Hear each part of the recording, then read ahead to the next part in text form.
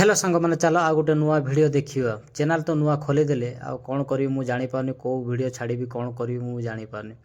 चलो आज आम कंपनी हेले बुलिकी देखिए कौन होउची कौन नहीं।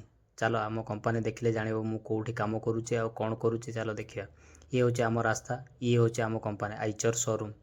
चलो आज देखी दे आम आइचर शोरूम रे केमिति कौन काम हुए।